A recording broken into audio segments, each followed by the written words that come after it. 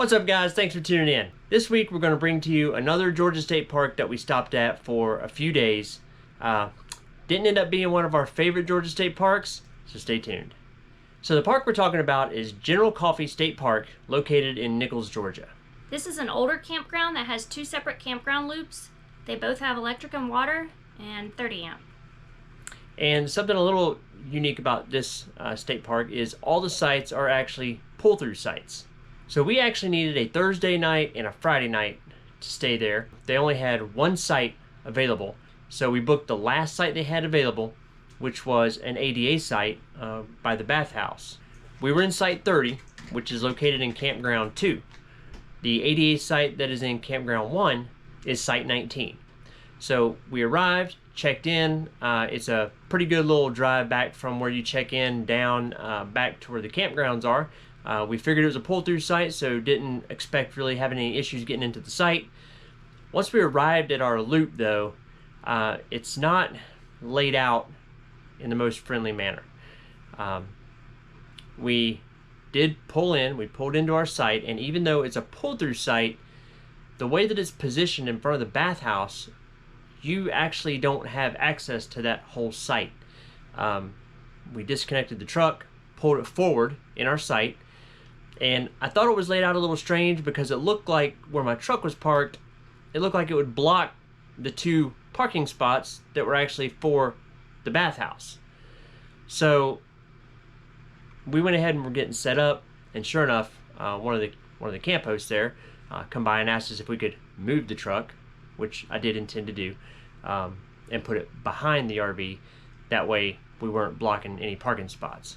So it was a little odd. I mean, it looks like a really, really long pull-through site, but in order to get everything hooked up to power, we couldn't really pull way forward because we would have been blocking the parking spots for the bathhouse. So just really not a really well thought out positioning of that campsite, or the way they put the parking to the bathhouse. I don't know, but it was just odd for a pull-through site. The other thing that was really, really bothersome, I mean, it didn't really affect us too bad, but it would definitely affect anyone else that may be required to have, an ADA site, and that's the fact that the site is sloped severely from, if you're standing at the back of the site looking toward the front of the site, it would be from left to right. If you're standing behind your camper, it would be from left to right.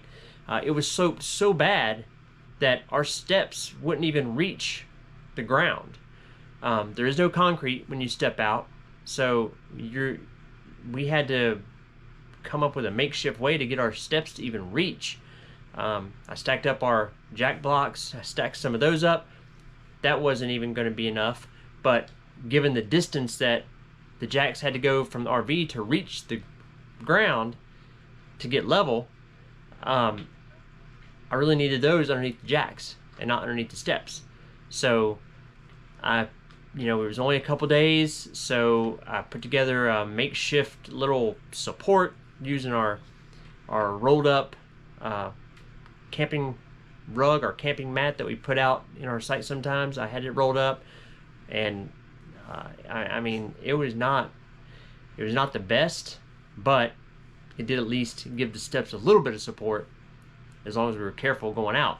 But for anyone that would really have some mobility issues getting in and out of their camper, even if it was a small camper, you didn't have to go upstairs like you do into the fifth wheel, that would be a very difficult task to do at that site.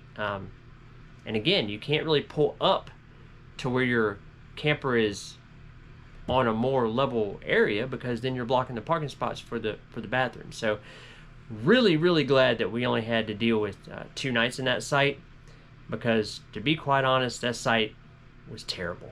There's no other way to put it. I mean, that's probably one of the worst sites we've ever had, and was really, really surprised that was labeled as an ADA site. There's another site that was just ahead of ours that was flat. I mean, that site could have been easily converted into an ADA site. and it would have been flat level, plenty of room to put some concrete down there or something. I don't know. It was just not great. A unique thing that this park did have was a heritage farm. So the heritage farm was pretty cool. So the site aside, the site is what it is. But as far as the rest of the park goes, the heritage farm was pretty neat. They did give us a little brochure on it when we checked in. So we drove. It's not really within walking distance. I mean, you could walk to it, but it'd be a really long walk to get from the camping loop back down to where the heritage farm is. It's up more toward the front of the park. There they have some old cabins set up, and it's really set up kind of like an old homestead area. They have goats and chickens, and there's a pig down there, and they have a horse down there. So, and then each area has some history about it, what it signifies. So, really a nice little walk, a nice neat little area to go kind of explore around and see what that was all about. So we did enjoy that when we went down there and walked. And then they also have a trail that goes around the lake that's right behind there. So they have a trail that goes around, boardwalk that kind of cuts across the lake. So it's a really nice area down there. We did see some people down there fishing. So just a cool area to kind of go hang out, take a walk around, and just to check out. Yeah, and they had some kayaks that were down there too, so I believe you could go to the office to check those out. Yeah, I believe they had kayaks, and they had pedal boats there that you could take out onto that lake as well. So, so that was a nice feature that they had there. So again, maybe we're not being very fair with this park because we did only spend a couple days there. One of those full days I did have to work, so we didn't really have a lot of time. The weather also moved in on us. It rained while we were there, so wasn't really much of a chance. We really only had the day that we arrived. We had like that evening, afternoon, evening time to really go down and check anything out. After that, the rain came in, so it was just really bad weather. So maybe overall, if we spent longer and had a chance to explore the park more, maybe our opinion would be different. But we're just not a fan of the way the sites are laid out there, and just definitely not a fan of the site that we were in. However, this was only a stopover on our way to our next destination, and the next Georgia State Park that we went to, we definitely enjoyed a lot more. And this site, I don't want to give too much away. We're going to have a full video on this park as well. But let me just tell you that this site, at the next Georgia State Park that we went to on our way north, I could spend months and months at that park. Especially at that particular site. It doesn't get a whole lot better than the site we had at the next spot.